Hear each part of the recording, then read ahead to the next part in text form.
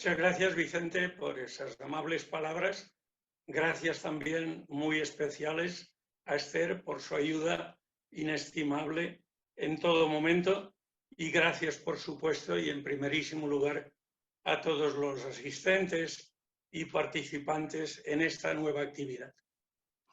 Bueno, lo primero estamos viendo en pantalla, pues una imagen que les es familiar, supongo, a todos los participantes. Estamos hablando dentro de un ciclo titulado Pintura Universal de los siglos XIX y XX.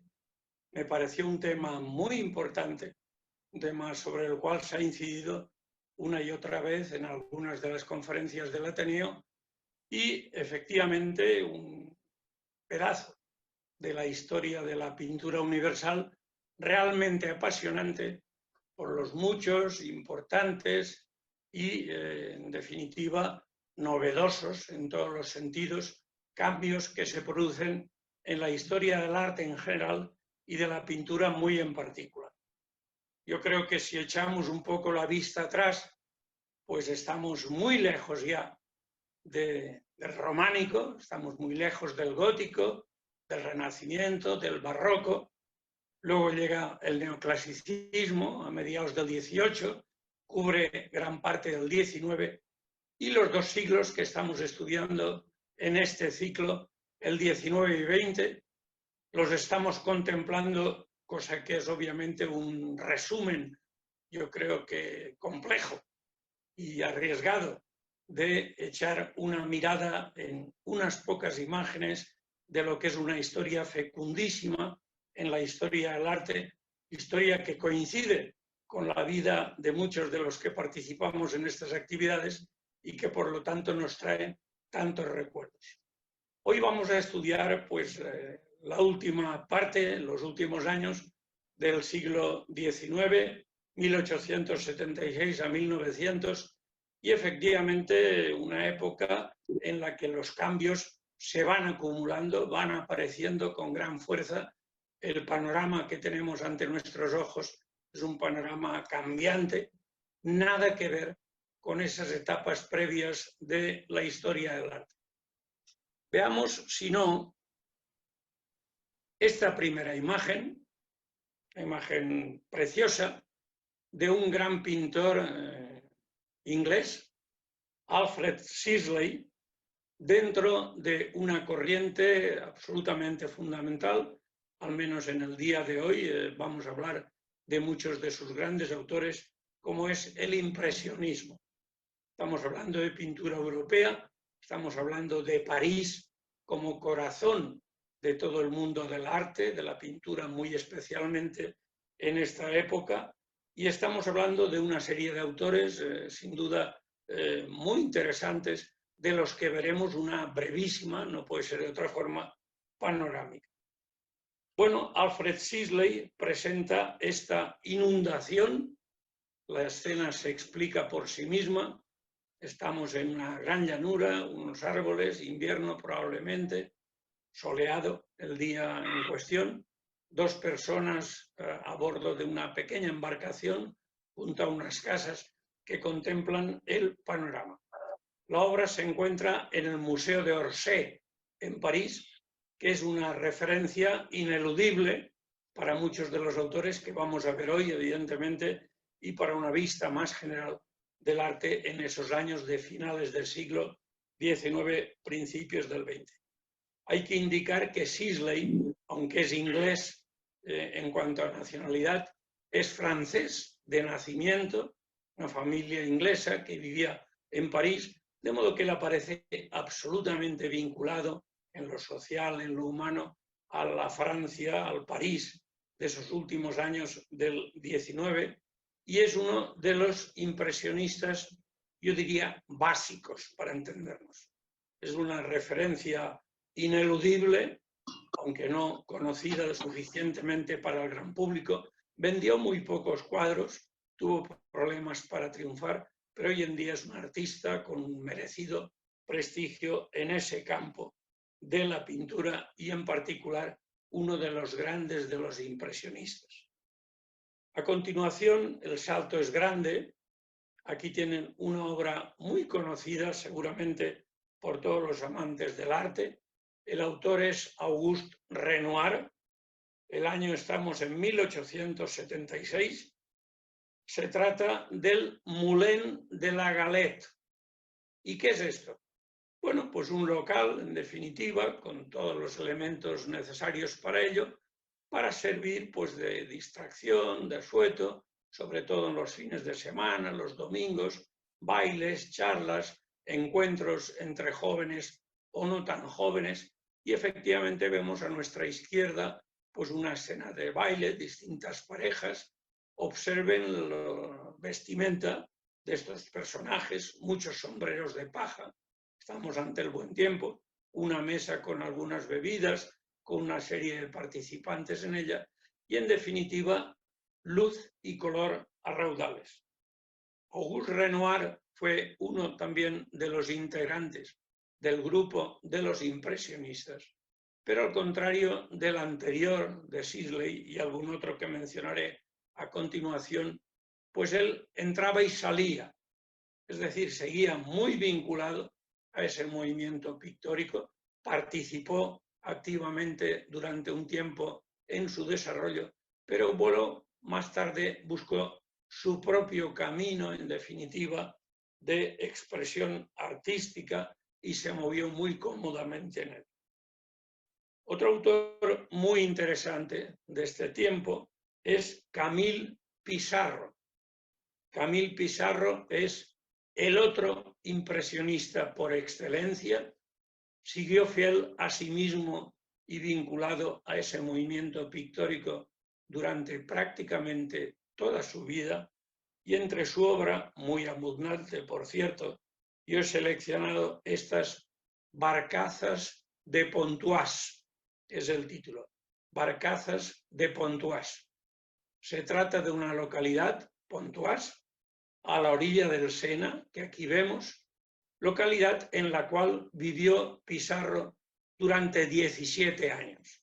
De modo que conocía muy bien en todos sus enclaves, conocía en definitiva su aroma, en definitiva sus colores, sus paisajes, y nos pinta este cuadro claramente impresionista. Vean las barcazas en cuestión, a nuestra derecha, un pequeño embarcadero fluvial, por supuesto, el río que aparece por aquí, mucha atención a los reflejos del agua, a ese cielo, en definitiva, parcialmente nublado, a ese bosque de la izquierda.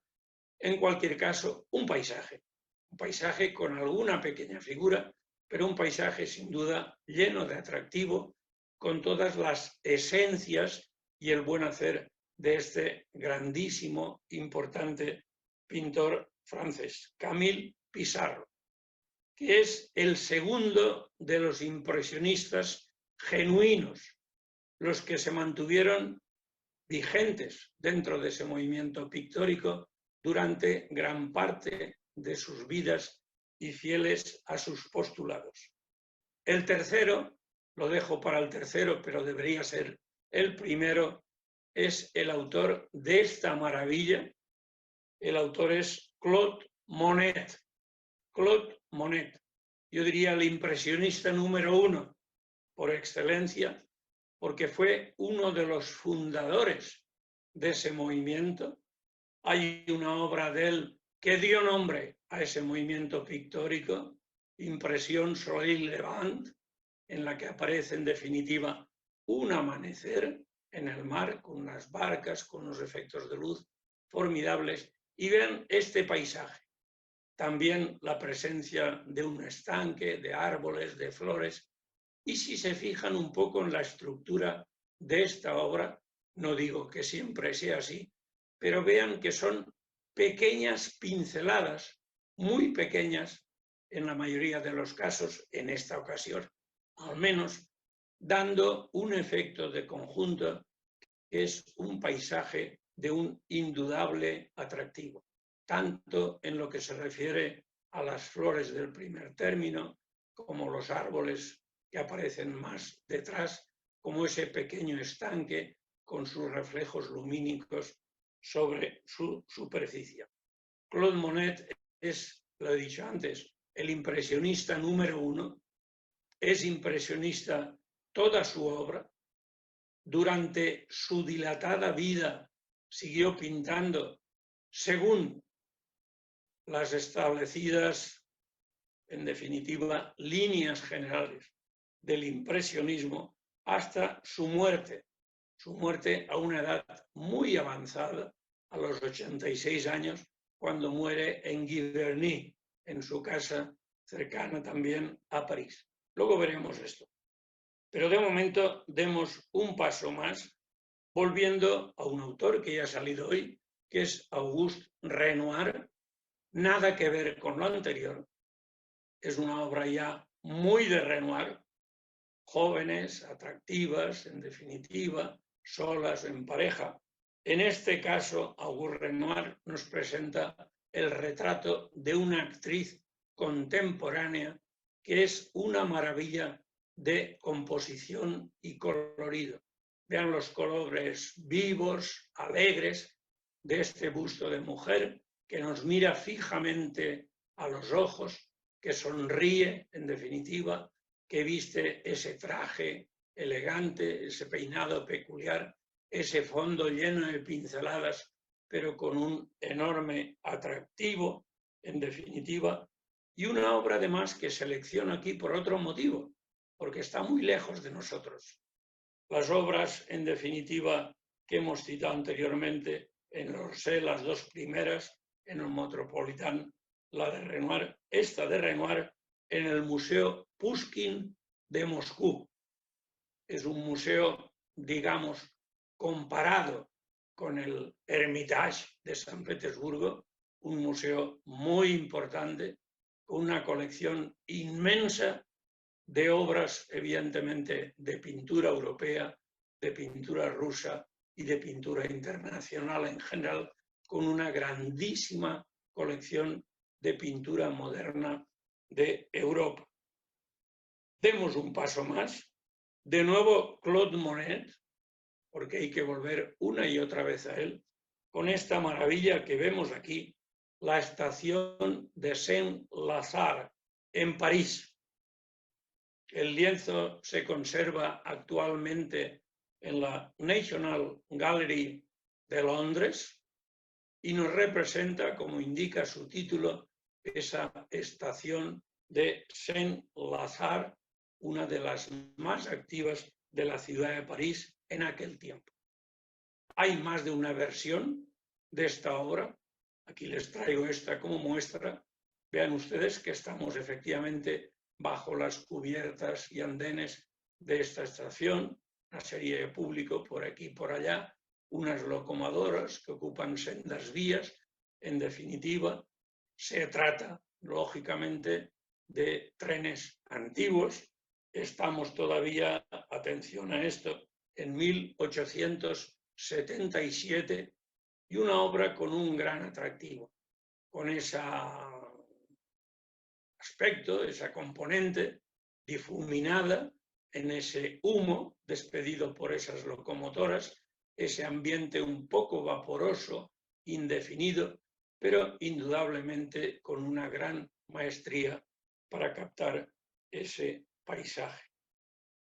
La obra se encuentra en la National Gallery de Londres, que tiene una grandísima colección de pintura clásica de todas las épocas, con obras maestras extraordinarias, en gran cantidad, por cierto, y también obras modernas de mucha significación como esta.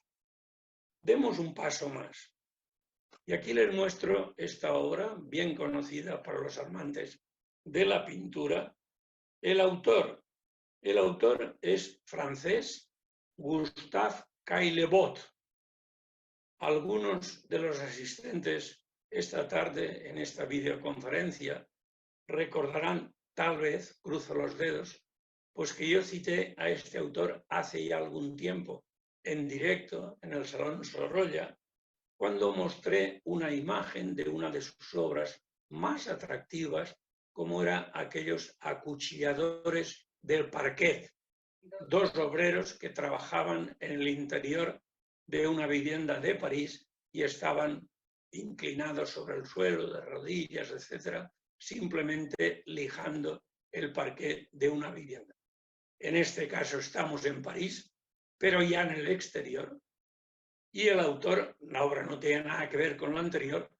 Yo recuerdo incluso que comenté, ojo, que esta obra tiene un contenido social importante porque es una de las primeras, no la primera por supuesto, donde la clase obrera, los trabajadores más humildes, aparecen en pintura.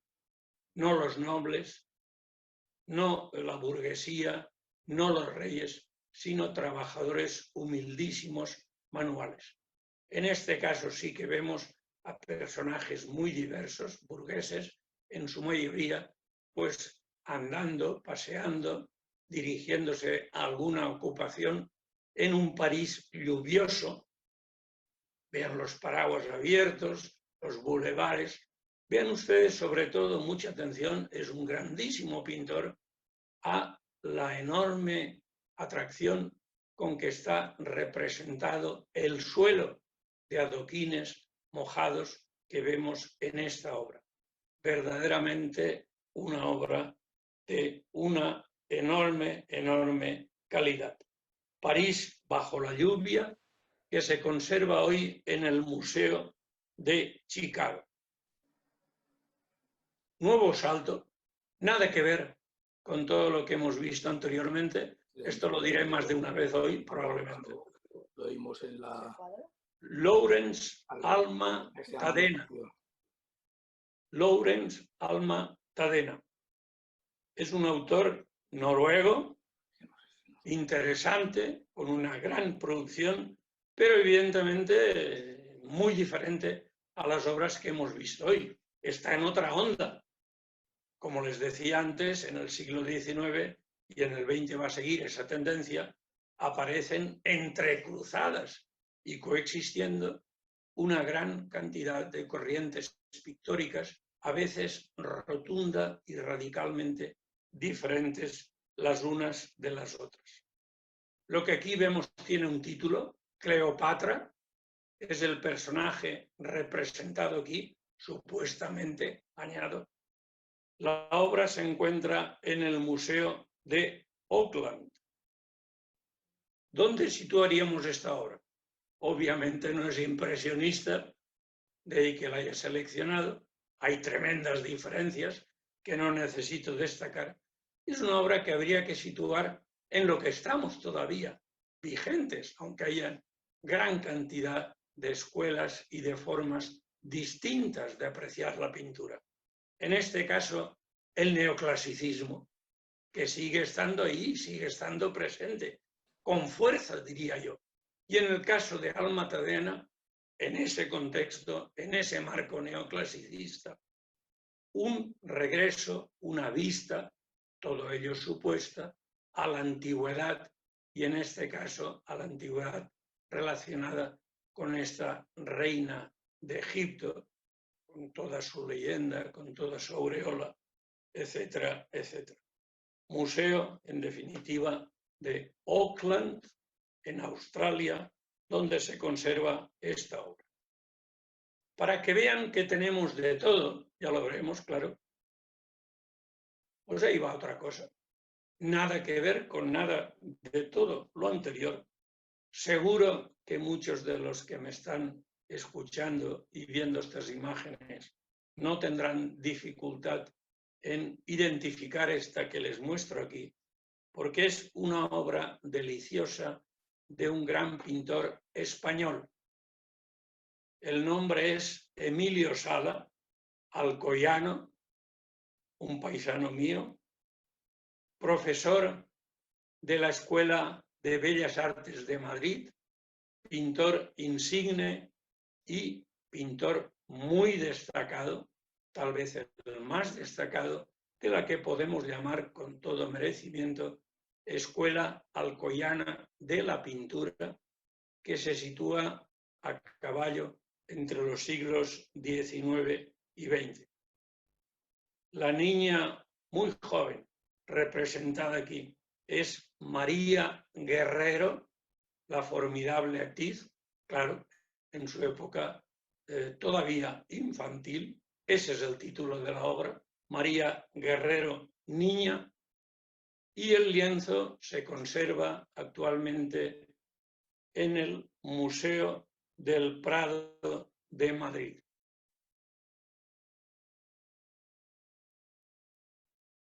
Pero volvamos a los franceses y momentos que hemos estudiado aquí, como es Edouard Manet. El título Primavera es un retrato moderno, es un retrato con gran... Pues estábamos hablando de esta obra deliciosa de Edouard Manet, Primavera.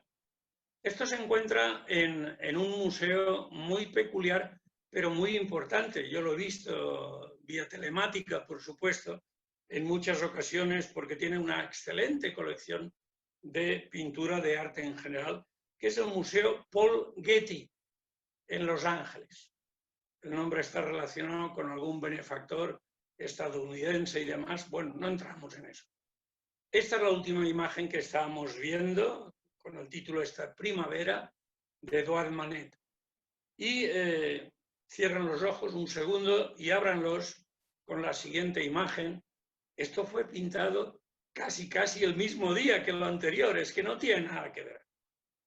De hecho, lo que les muestro aquí es una obra de un gran pintor, John Sargent, no demasiado conocido para el gran público, pero bueno, ellos se lo pierden. Es un gran pintor estadounidense con una vastísima producción. Viajó a Europa, en definitiva, por varios países, en definitiva, y en algunos casos residió en ellos un tiempo largo. Logró un gran éxito en su tiempo, sigue siendo uno de los mejores pintores estadounidenses de estos tiempos y pintó algo así como 900 obras. Es decir, un pintor de éxito, solicitado, obras muy diferentes entre sí, algunas de ellas parecen extraídas de mano o de cabeza diferente, y esta puede ser una de ellas. Se trata de una obra con el título de Calle de Venecia, un ambiente más bien sórdido, estos dos hombres recostados ahí en una de las casas, una mujer andando por la calle, casas humildísimas, paupérrimas, diría yo, muy alejada de esa Venecia turística que tanto reconocemos. Obra interesante, 1882, de Sargent, estadounidense. Nada que ver con lo anterior, una obra llena de vida, llena de juventud, con una belleza formal indiscutible, también de un artista estadounidense. En este caso, y no abundan, una mujer, Marie Cassatt. Título, El palco. Estamos en una escena de carácter social.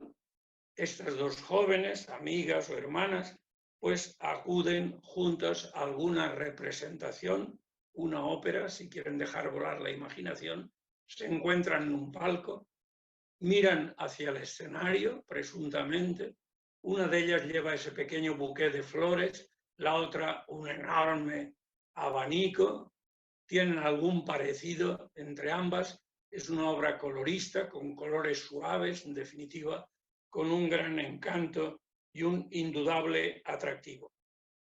Esto se encuentra, Marie Cassatt entró en contacto con el mundo impresionista, al principio con gran dificultad. Ella misma tenía dificultad y en su propia familia para ser reconocida como pintora.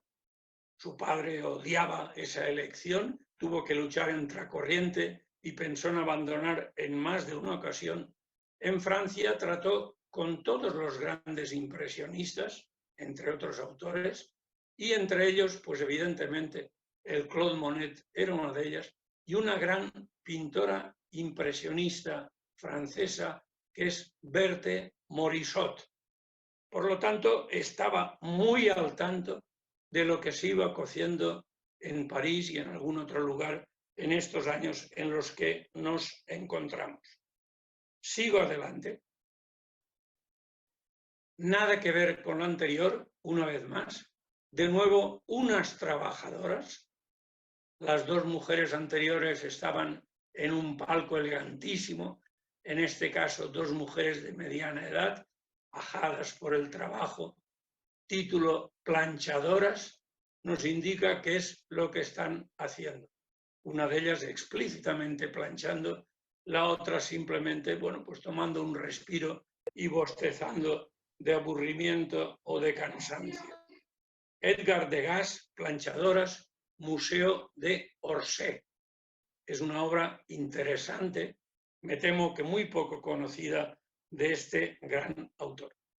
Y ahora una obra muy conocida en este tiempo, emblemática, diría yo, de Georges Seurat.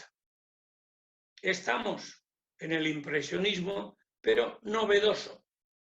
Es un impresionismo pasado por la criba del clasicismo y vemos ahí una escena afable, agradable, de nuevo alrededores de París, de nuevo el Sena a la izquierda y el título Tarde de domingo. Es lo que algunos especialistas han denominado neoimpresionismo. Neoimpresionismo sería, para entendernos, no me lo tomen literalmente porque tampoco es así, una fusión entre el impresionismo, del que hemos visto algunas representaciones esta tarde, y el clasicismo o neoclasicismo que sigue estando ahí y que sigue estando presente. Por lo tanto, diría, es una fusión, es un impresionismo comedido, sin duda alguna, con un gran atractivo pictórico. Esta obra en particular de Seurat se encuentra en el Museo de Chicago, en Estados Unidos. Vean otra obra absolutamente diferente a la anterior que he traído aquí para decir que no solo París es el corazón de la pintura europea en estos tiempos. Hay otros centros y otros lugares, en España unos cuantos, sin ir más lejos, y en este caso concreto, en la lejana Rusia.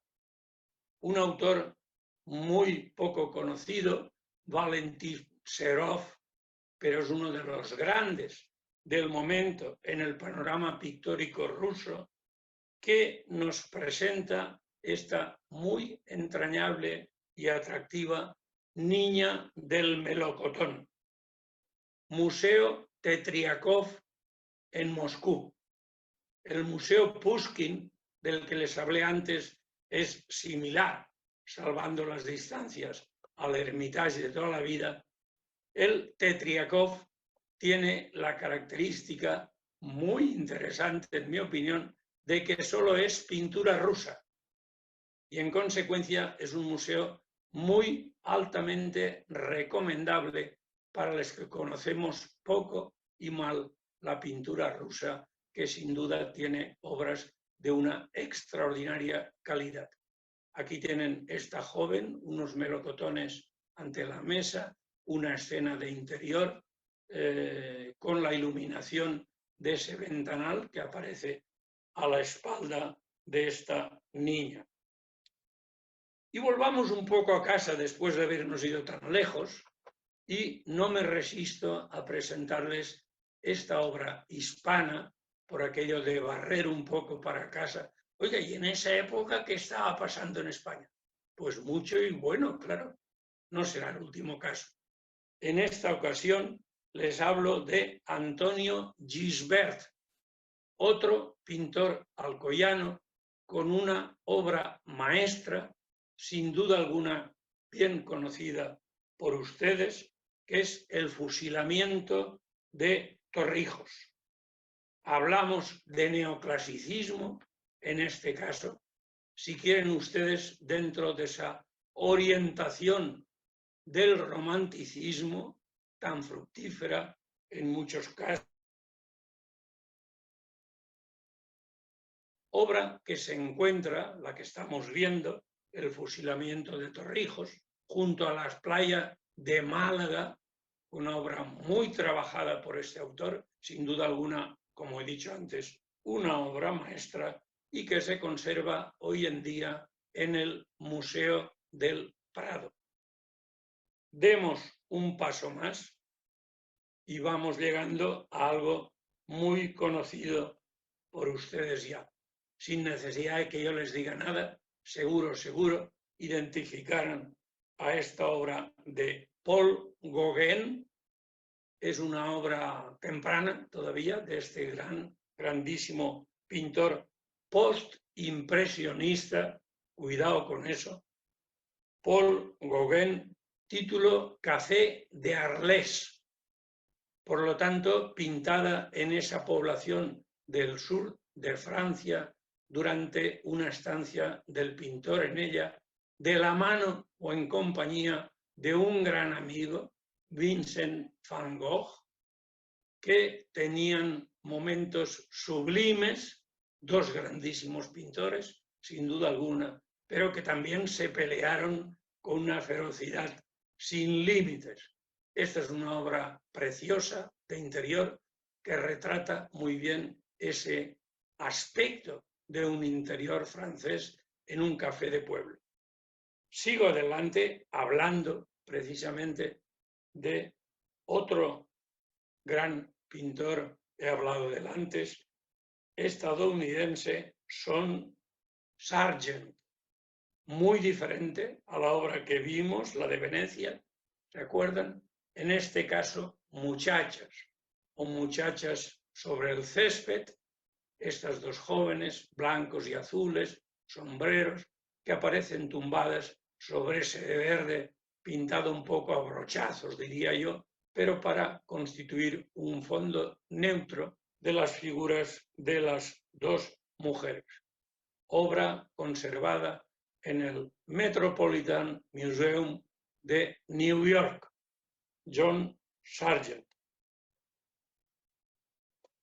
Y llega ya Vincent van Gogh, pintada más o menos contemporánea con la anterior, en esa estancia común a la que he aludido, dormitorio de Arles. Tengan cuidado si son grandes amantes de Van Gogh, que es posible que lo sean, porque hay más de una versión de este mismo tema. Esta que les muestro, en mi opinión, es la mejor y se encuentra en el Museo de Chicago, en Estados Unidos. Pero una de las obras de Van Gogh, una producción extensísima, de la que no consiguió vender ni un solo cuadro, cuando hoy se pagan millones por cualquiera de ellos, es esta extraordinaria Noche estrellada, inconfundible forma de pintar de Van Gogh, con este pueblo, con este celaje, con estrellas brillantes, con la luna, con esos cipreses a la izquierda, obra de un atractivo extraordinario, arquetipo y representativo de ese estilo peculiar, personal, inconfundible, diría yo, de uno de los grandes de todos los tiempos, como es Van Gogh. Sin llegar a esos niveles, pero un pintor muy estimado también, por mí en particular, Henri de Toulouse-Lautrec, formidable pintor, familia noble. Hay alguna película dedicada a él, la mejor Moulin Rouge, no la reciente, sino la antigua, la de toda la vida, que lleva el mismo título que este lienzo, Moulin Rouge. Ven ustedes a dos bailarines típicos de la época, una gran cantidad de señores con chistera, por aquí y por allá, gozando del ambiente y las delicias de ese local tan emblemático de París. Obra, esta que estamos viendo aquí, que se conserva actualmente en el Museo de Filadelfia, en Estados Unidos. A no olvidar, pero hay que recordar siempre, la extraordinaria producción y el fantástico valor de los carteles de Toulouse-Lautrec con los que se empapelaron muchos ambientes populares del París de su tiempo. Bueno, vean esta obra, cierren los ojos un minuto y ábranla de nuevo y nos encontramos con esto. ¿Por qué? Bueno, pues porque también es un pintor de estos años, un grandísimo pintor, es un pintor español, es un pintor valenciano, muy apreciado por los valencianos, yo diría menos de lo merecido, y que es Ignacio Pinazo. Su peculiarísima forma de pintar, no entraré en más detalles, con esta escena de fiesta, vean y adivinen lo que ahí se sugiere y que se conserva como una obra muy importante y sin duda lo es en el Museo del Prado. Pasemos a otra obra más parisina. Paul Cézanne, otro de los grandes, estamos ya acabando el siglo, jugadores de cartas. Cuidado, atención, porque hay más de una versión. Esta es espléndida, en mi opinión, y conservada en el Metropolitan Museum de New York. Nueva obra de Paul Gauguin, en este caso alusiva a sus pinturas en la Martinica, título Mujeres en la playa, dos nativas vistiendo a la usanza tal, sobre la arena, el mar al fondo, una obra con un gran atractivo que se conserva con todo merecimiento y placer para sus visitantes en el Museo de Orsay, en París. No podía faltar esto, porque se pinta en 1893, por lo tanto, dentro del periodo, y es una obra tremendamente importante. Es la única que vamos a ver de su autor aquí, porque hay que seleccionar y dejar muchas obras al margen, pero estamos hablando de Edvard Munch. Edvard Munch es un gran pintor noruego, título de la obra El Grito, lugar donde se encuentra Museo de Oslo. Es una obra formidable que no tiene nada, y subrayo nada, que ver con nada de lo que hemos visto aquí esta tarde. ¿Qué es esta obra? ¿Dónde la enmarcaríamos?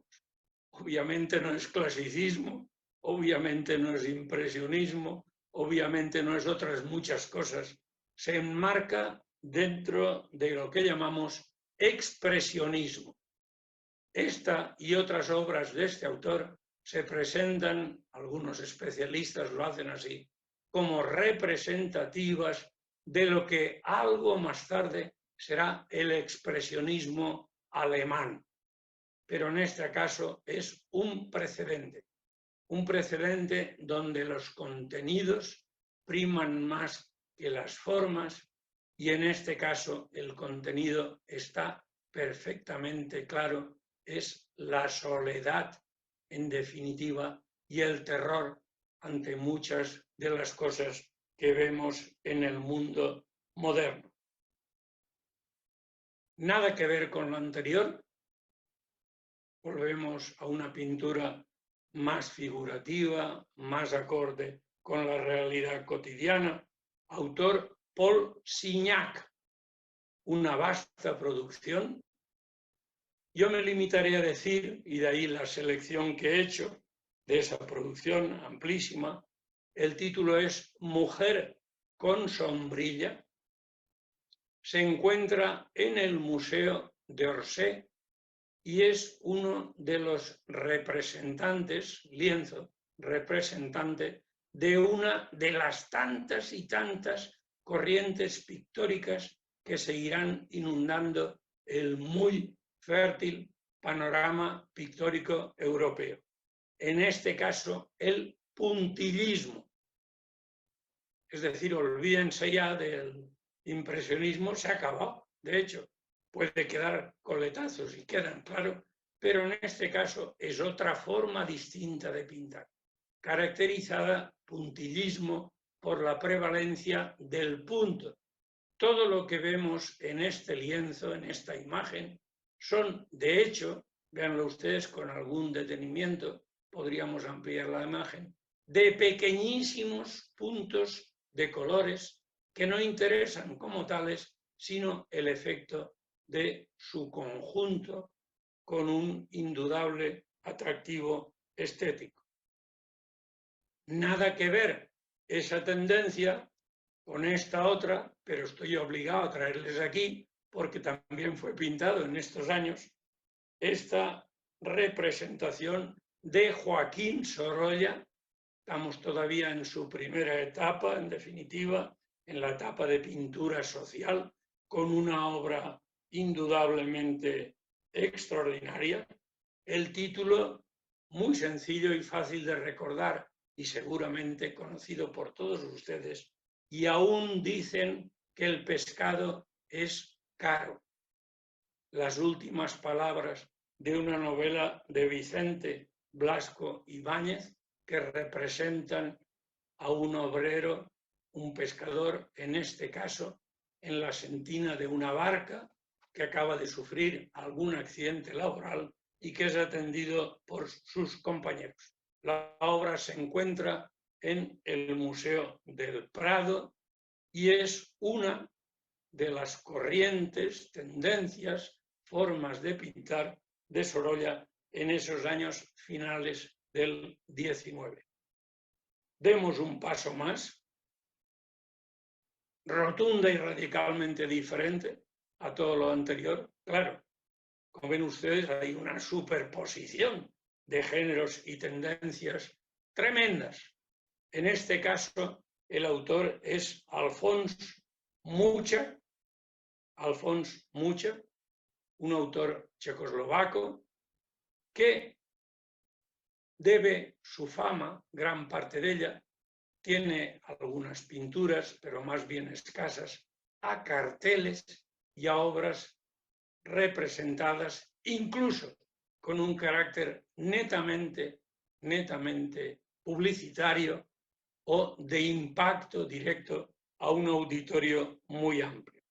Un cartel de publicidad que se encuentra, en definitiva, en una colección privada, este que les muestro aquí, como ejemplo representativo de un número enorme de obras de este autor, y que realmente no es otra cosa que una representación afortunada de un movimiento muy presente en otras expresiones del arte de finales del siglo XIX, principios del XX, y que es especialmente fructífero en otros movimientos, tendencias, realizaciones artísticas, como pueda ser la arquitectura.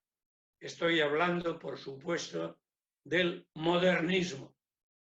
¿Quién nos recuerda nuestro mercado central, nuestro mercado de Colón, nuestra estación del norte en esta ciudad? Esas tres realizaciones junto a otras muchas más de ese movimiento artístico. Camille Pissarro, título Montmartre. Este barrio parisien, grandes bulevares, ven ustedes, muy activos, son coches de caballo, sí, pero vaya tráfico y vaya movimiento vital, vaya aceras amplias para los miles y miles de parisienses en aquella época y, por supuesto, en la actualidad, que llenan esa ciudad sin igual. Obra de una colección privada que nos señala también, y de ahí mi selección, que el impresionismo no es solo una pintura de paisajes, sino que en ocasiones, pocas, toca también los medios urbanos y se nutre de los mismos postulados estéticos.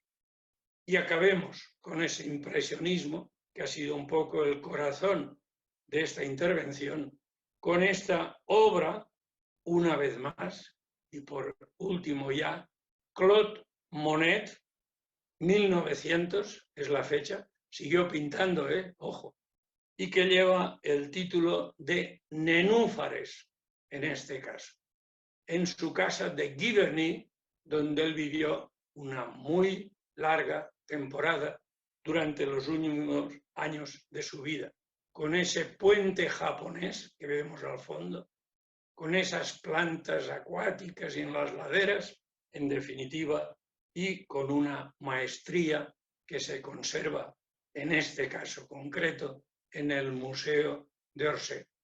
Muchas gracias a todos por su atención. De nuevo les pido disculpas, de veras que no pulsé ninguna tecla indebida, pero bueno, son cosas que la técnica nos depara. Estoy a su total disposición para responder algunas preguntas que consideren oportunas. Gracias a todos. Muchísimas gracias, profesor Amando. Como siempre, pues un verdadero placer. Hoy la verdad es que se nos ha puesto difícil y aún parece ser que no hemos terminado de tenerlo un poco difícil, pero como ha dicho el profesor Amando, son los inconvenientes de la técnica y contra eso pues muchas veces no se puede ir en este momento, pero lo que sí que nos va a servir es para tomar debida cuenta para procurar que no nos vuelva a suceder.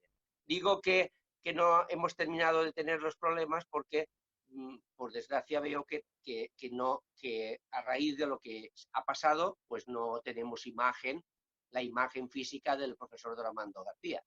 Pero, por supuesto, que está ahí y que lo podemos seguir disfrutando y seguro que nos va a contestar pues las inquietudes o las dudas o las consultas o las aportaciones que consideramos oportunas hacer. Yo estoy viendo el chat y de momento no veo que haya ninguna pregunta, por lo tanto, pues permitirme que yo abra el juego como suelo hacer en el Ateneo.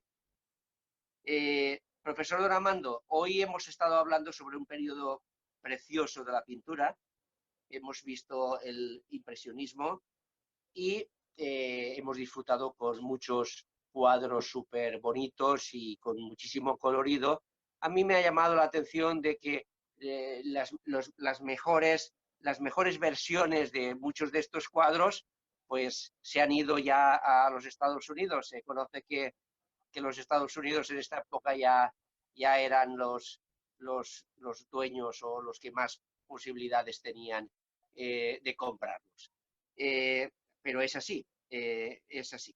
Después también quería comentar, a título de comentario, pues que la verdad es que Alcoy pues, nos ha dado muy buenos pintores, como usted ha dicho, el Sala, el Emilio Verde, el Gisbert, y la verdad es que siempre hay que reconocer que Alcoy es una ciudad importante, muy industrial, y que aparte de ser una ciudad muy importante y muy industrial, pues nos ha dado o ha dado a España pues grandes pintores.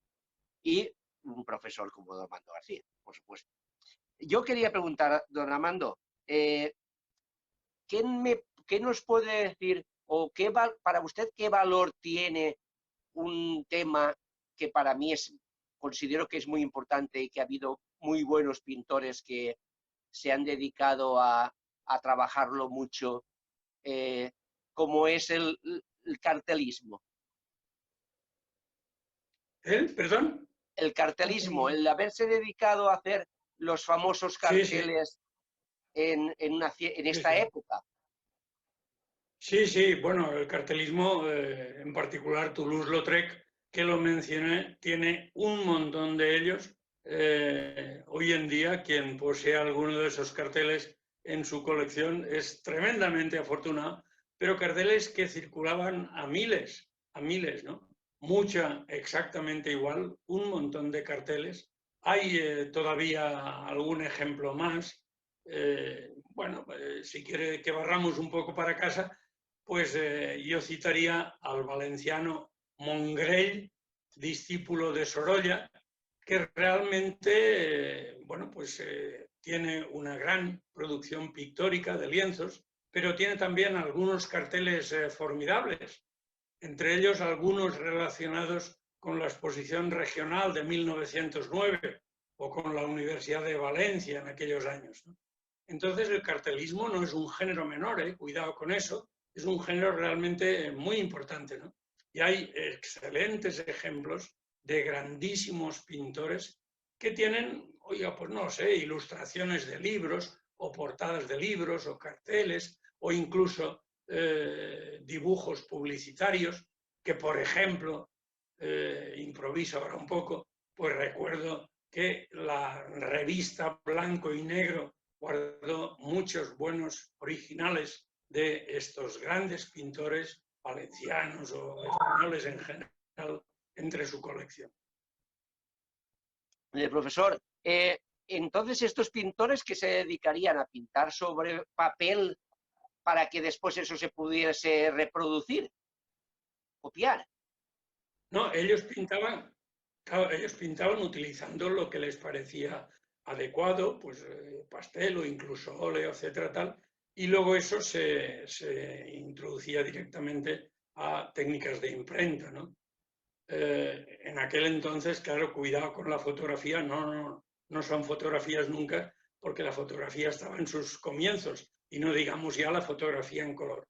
De modo que ellos lo que dibujaban era primero un boceto, con alguna de las muchas técnicas que existen, y después pues puede ser, por ejemplo, con grabado en los colores básicos con los cuales las imprentas, con un juego de planchas, pues obtenían todas las combinaciones posibles.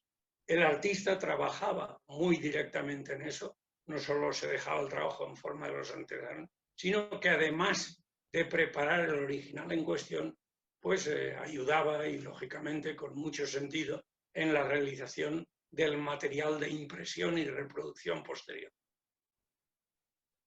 La verdad es que sacaban o conseguían o se conseguían unos colores súper vivos y la verdad es que para mí tienen muchísimo mérito y la prueba está en que hubo pintores, como usted ahora ha mencionado, muy importantes que se dedicaron a pintar mucho el tema de los carteles.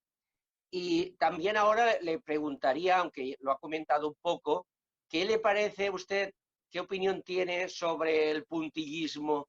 Que la verdad es que, si bien es cierto que en esta época o en la anterior hubo pintores que se dedicaron a pintar en este formato o en este estilo, digamos que no...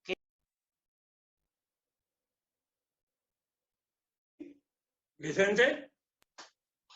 ¿Armando? Sí, ahora he recuperado, he perdido, pero he recuperado, he entendido casi toda la pregunta.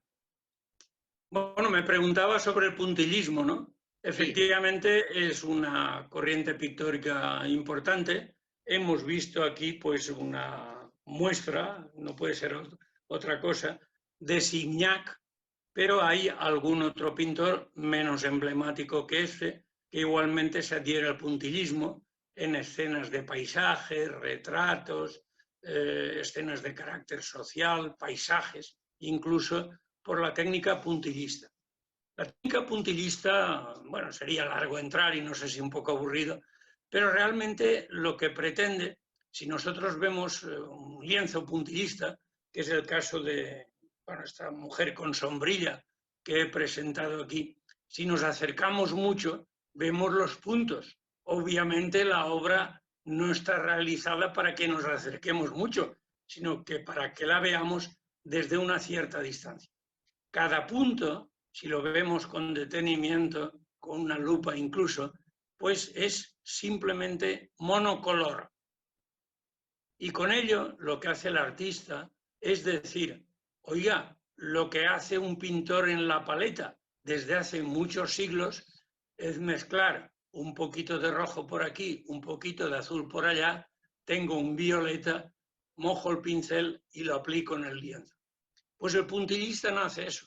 el puntillista pinta un punto rojo, al ladito de él un punto violeta y nada más. Y entonces es el ojo humano, cuando lo observa a cierta distancia, el que viendo estos dos puntos que están tan próximos, los ve como uno solo y obviamente lo ve violeta. Es decir, es el ojo humano, nuestra retina, con su capacidad de resolución óptica, la que mezcla los colores para obtener esa síntesis, esa fusión que generalmente realiza el artista. Hay otras muchas consideraciones, pero bueno, por no hacerlo demasiado técnico, creo que con esto que he dicho se entiende. Pero, don Armando, ¿no se extraña de que no tuviera continuismo en otros pintores? Porque la verdad es que no hay tantos pintores que pintaran este sistema. Pues 3 o 4. Y pare usted de contar.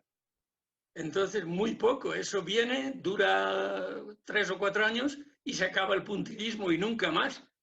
Ahora, ¿eso qué quiere decir? A un pintor actual quiere decir, del 2020, ¿puede pintar un cuadro puntillista? Por supuesto, claro, por supuesto. Pero ya no estaría en su época.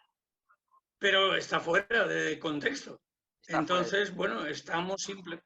Porque, ¿qué es en lo que estamos? O sea, todo ese conjunto tan diverso de obras que hemos visto esta tarde, ¿qué tienen en común? Porque tienen en común algo, claro. Si no hemos perdido el tiempo aquí. Tienen en común que son pintura. Y así, como por ejemplo el románico me dura 2 o 3 siglos, o el gótico otro tanto, en este caso los movimientos van y vienen, a veces con 5 o 10 años de vigencia, o mucho menos que eso. Por lo tanto, es una búsqueda frenética, coexistente con otras búsquedas, de entrar en lo que es la esencia de la pintura. Y la esencia de la pintura, por mucho que nos escandalice a alguno, pues ya simplemente no es la belleza, no es captar la realidad, como la realidad. Pero si la realidad es muy diversa, si todo lo que hemos visto esta tarde es realidad, ahí no hay nada inventado. Claro, no es la realidad que yo consigo con una cámara fotográfica y apretando un botón. Es una interpretación de esa realidad. Es una visión personal de esa realidad a los ojos y al corazón y a la cabeza de un artista. Por lo tanto, ese artista no está interesado en representar la realidad, sino el impacto que esa realidad produce sobre él. ¿Qué es lo que sucede?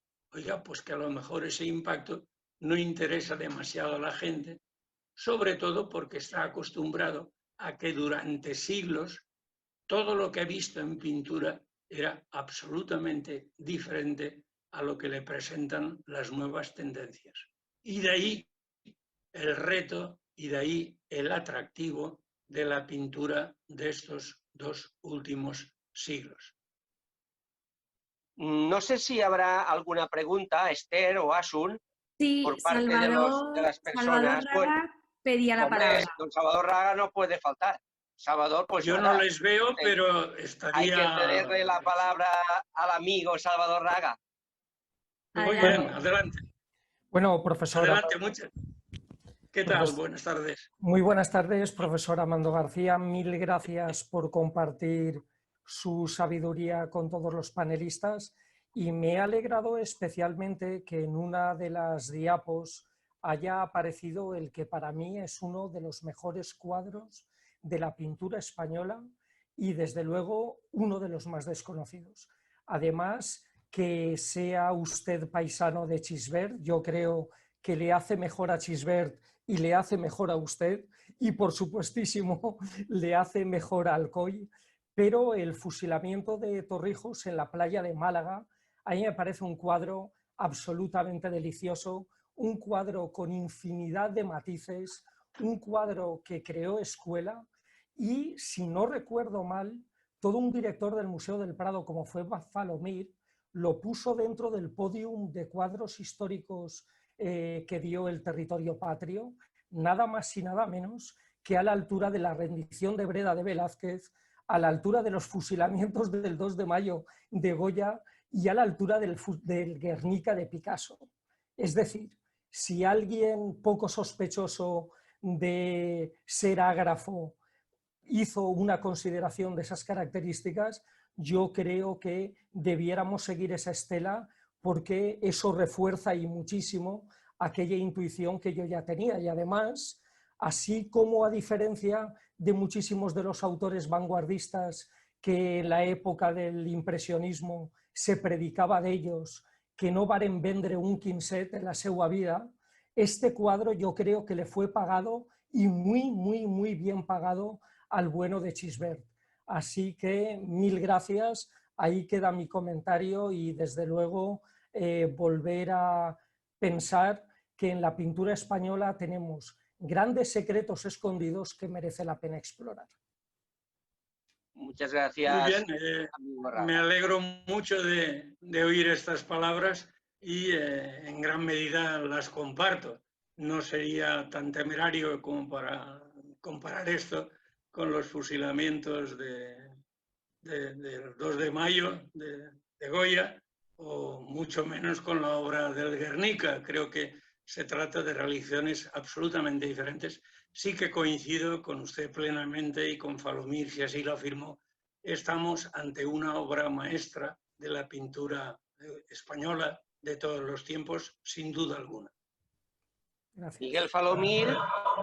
Miguel Falomir, que es de Llíria y que tiene el compromiso, o venía teniendo el compromiso con el Ateneo, de venir a visitarnos y a darnos una conferencia. Vamos a ver si algún día puedo conseguirlo, y que para mí sería una ilusión. No sé si hay alguna otra pregunta por parte de los panelistas, de los que nos acompañan, pero Amando, ¿se puede decir, volviendo otra vez al tema para mí que hoy me ha seducido mucho de los carteles, que la mejor época de los carteles fue la época del Art Deco? Bueno, eso sería una afirmación un poco arriesgada, en mi opinión. Hubo efectivamente el mismo modernismo es una fuente inagotable de carteles. Mucha es un creador emblemático, pero hay algunos otros, franceses, ingleses, etcétera, en esa época, puestos a poner. Yo recordaría algún cartel de Ramón Casas, el catalán, evidentemente también muy atractivo, de modo que el panorama es amplísimo en eso, y en una época bastante más reciente, pero en el mismo contexto, discutible como todo, cuidado, pues yo citaría a Andy Warhol y sus carteles infinitos, deslumbrantes y súper famosos, con Marilyn Monroe, con el bote de la sopa Campbell y un larguísimo etcétera, de los cuales hablaremos en su momento, espero, pero que realmente también aportaciones muy interesantes, salvando las distancias, que son casi infinitas, ¿no? Pero en definitiva, el cartelismo, cuidado con eso, es una forma de expresión artística perfectamente válida, comparable con otras realizaciones muy diferentes. No hay que pintar nada más óleo sobre lienzo, eso se acabó, y mucho menos, oiga, óleo, pero si antes había temple y qué, oiga, pues mire usted, en una técnica y en otra hay buenas obras y malas obras y ya está. Entonces la técnica tiene el valor que tiene y no hay que sacralizarla demasiado. Y el cartel es una de las grandes expresiones. Claro, cuidado con eso, porque no podemos hablar estrictamente de pintura, aunque todo cartel haya sido antes una pintura, pero el cartel como tal es otra cosa. Y entonces entraría en una mezcla entre pintura y artes aplicadas, de las cuales los buenos grabadores, los buenos cartelistas, hombre, acordémonos, por ejemplo, de nuestros carteles de fallas de la Feria de Julio o de las corridas de toros, que hay unos ejemplos realmente sublimes, de primerísima categoría, que son obras maestras en su género, pero que más bien caen en el contexto o en el marco de arte aplicado, ¿no? Pero bueno, eso no es peyorativo, ni muchísimo menos. Es un género muy importante, cuidado con eso. Yo en eso coincido muy bien, a no despreciar. Muy bien.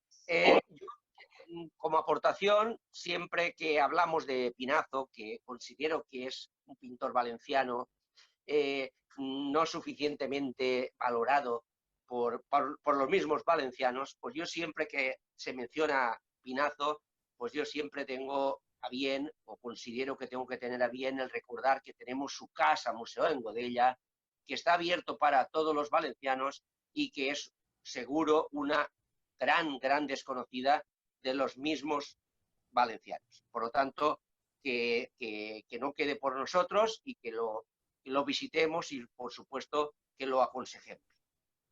Y después se han mencionado los famosos museos de Rusia y la verdad es que me ha dado un poco de pena sana porque todos saben que nosotros ahora en mayo, el Ateneo en mayo tenía que haberse ido a Rusia o tenía que estar en Rusia o tendríamos que haber ido a Rusia, teníamos 100 personas para ir a Rusia y por supuesto que íbamos a ver los museos y íbamos a ver todo lo más importante de Rusia, pero otra vez las circunstancias, aquello de yo y mis circunstancias, pues han impedido que de momento podamos realizar ese sueño, pero iremos, si Dios quiere, ya buscaremos la oportunidad y si no, este año ya no creo que vaya a ser, pero por supuesto que si el año que viene tenemos salud y no tenemos esta lacra que hemos sufrido y que parece ser que se va controlando, pero que no nos confiemos,